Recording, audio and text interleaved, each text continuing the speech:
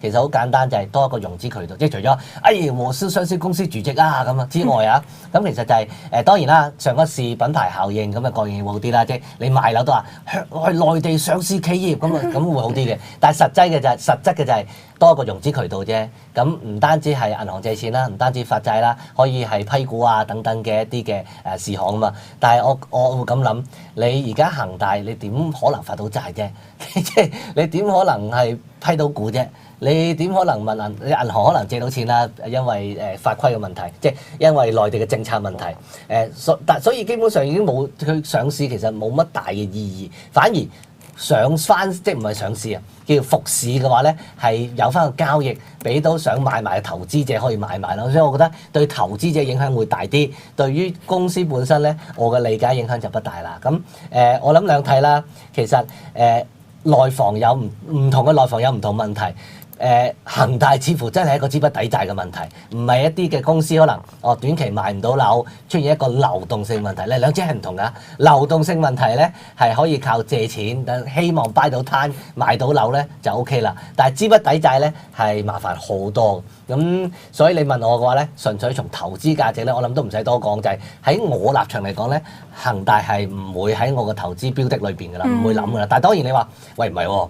我呢啲真係搏一搏，真係冇頻撲嘅喎。你講緊跌85%，我買我睇睇啊，佢講緊1000股一手，而家就係講緊2毫子。喂，我買1000股咧，我買2000股咧，搏佢真係由跌85%變成跌80%、跌75%得唔得啊？其實都有幾好嘅盈利嘅咯，同埋唔會即係調翻轉碧桂園嚟緊會唔會係停牌？我唔知啊。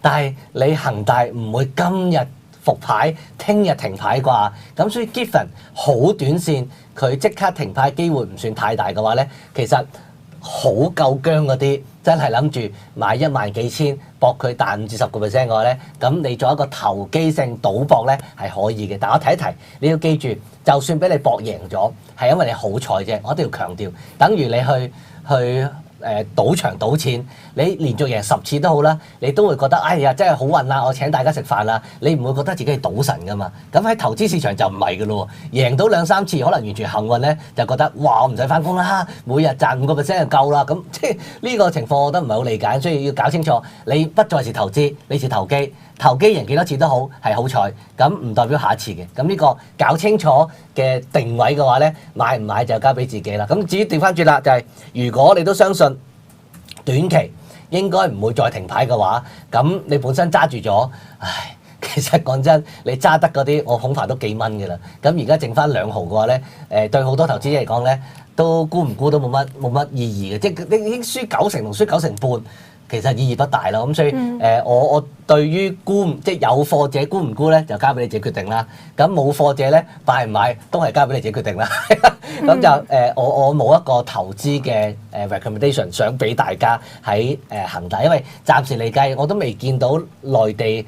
我啱啱上完內地，我都係睇呢個樓市，咁啊又知多少少啦。咁我都係短期裏邊冇乜太大嘅信心，樓都仲係買唔到，咁所以我只能夠講就係內房唔係我首選，除非你搏好短線反彈。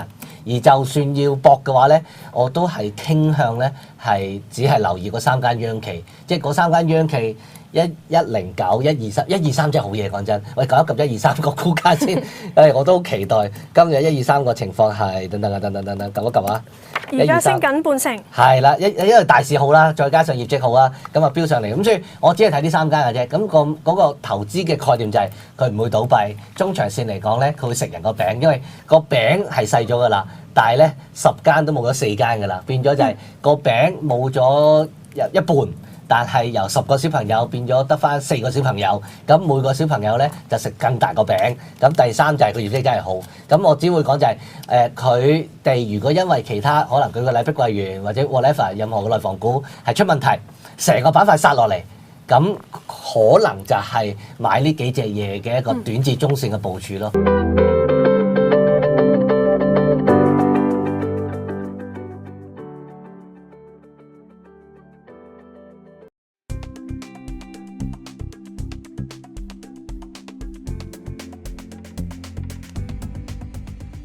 ETNet 專業版 HV2 股票報價系統，幫你洞悉大局，捕捉投資先機，即刻申請啦！